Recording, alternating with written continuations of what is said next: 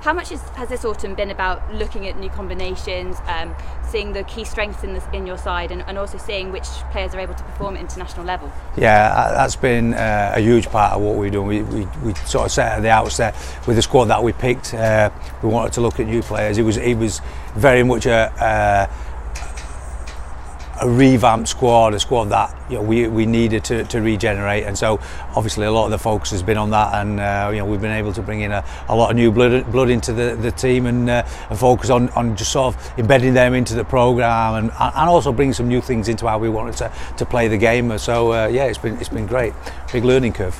Yeah. And you're starting Karis Williams and Tanya Hurd together in the centre on Saturday. You're showing a lot of faith in the young talent coming through.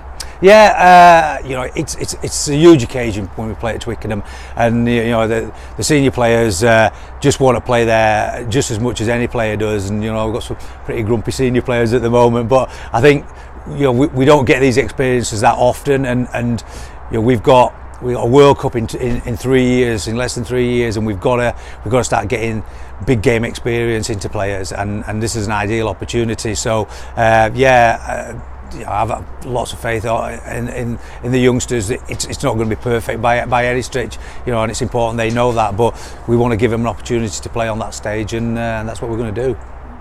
And how exciting or difficult is it to be in your position where you get to select the players that will potentially get a full-time contract in the future? And how will the contracts help the players to train, recover, and how will it change their approach to games? Yeah, I think it's obviously it's a privileged position to be in, but it's certainly not just me sat there picking them.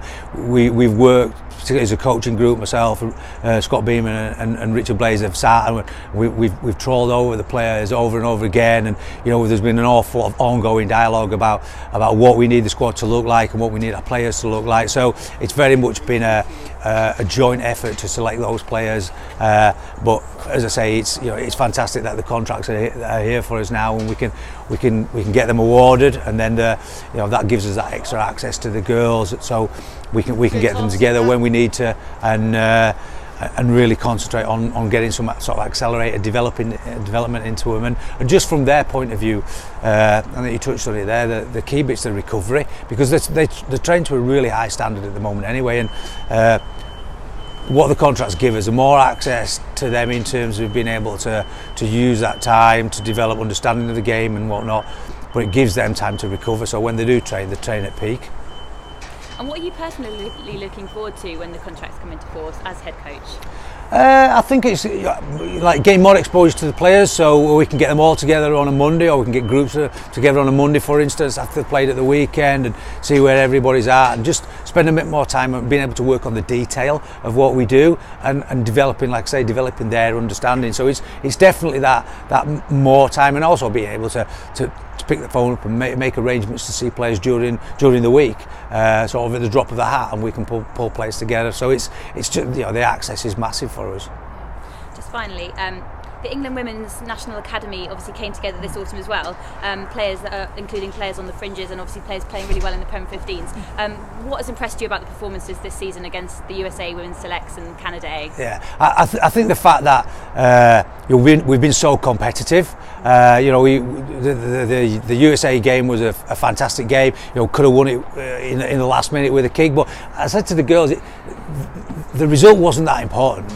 Certainly not compared to the performance and the experience of those girls. So when we pulled the first squad together, I thought it was really important we got all the senior staff to do that, because we see these girls in the Premiership week in, week out, or in the Premier 15 I should say, week in, week out, but to actually get hands-on with them and work with them, spend a bit of time to get to know them, and let them see how the international sort of environment operates was huge for them. Hopefully it's a taster for them that they'll want more of, and certainly gave us a chance to see them. And then again, against Canada last night, Canada scored 2 late tries. With 5 minutes to go, it could have gone 21-all. It didn't, and it ended up 35-14. And in a way, that again, that's a great lesson for that group, which is the difference between international and league rugby is if you make an error you get punished. So it's been a great learning curve for those players. It shows us what we've got just below the level of the seniors that we're working at the moment, and it shows us what options we've got available. So